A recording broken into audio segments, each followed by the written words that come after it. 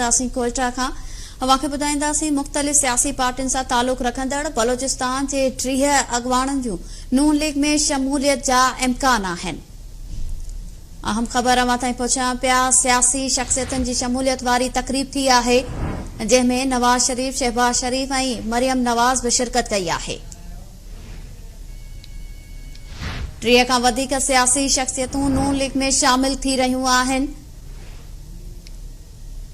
ज़रियनि मूजिब शमूलियती तक़रीब में BAP, ANP मैंगिल, national party ऐं peoples party जा अॻूणा अॻवान भी शामिल आहिनि।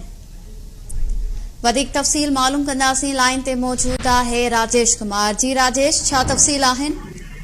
जी, मुस्लिम लीग नून जो सरबराह मियां नवाज शरीफ जेको आहे कोयटा पहुतो आहे। कोयटा पहुचण खां बाद सरीना होटल में जेको आहे मुख़्तलिफ़ सियासी पार्टियुनि पारां उन्हनि जी जेकी मुलाक़ात थी आहे और इन दौरान जेको आहे धरना जो एहतमाम भी कयो आहे और इहो भी दसी थो हलां इन दौरान मुख़्तलिफ़ सियासी पार्टियां सां जेके तालुक़ रखण वारा उम्मीदवार आहिनि उन्हनि भी जेको आहे इन टाइम मुस्लिम लीग नून में जेको आहे शमूलियत करण जो ऐलान कयो आहे। इहो भी दसी थो वञे जेके माण्हू इन नून लीग में शमूलियत करण लाइ ऐलान कयो आहे उन्हनि में जेको आहे बरसान अवामी पार्टी जा जाम कमाल, मीर सलीम रहसानी खोसो, नूर मोहम्मद दुम्बड़ रबिया और सरदार अब्दुल रहमान खेतरान ऐं मोहम्मद खान लहड़ी समेत शामिल आहिनि और इन सां गॾु जो आहे ॿी पार्टियुनि जा माण्हू भी जेको आहे इन्हनि में उन्हनि ऐलान कयो आहे और पीटीआई जा जेके सरदार मुफल अली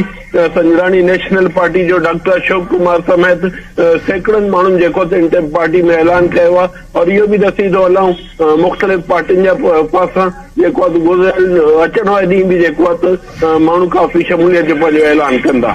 जी, वॾी महिरबानी नाज़रीन। राजेश कुमार तफ़सील ॾिना आहिनि सिपी खां।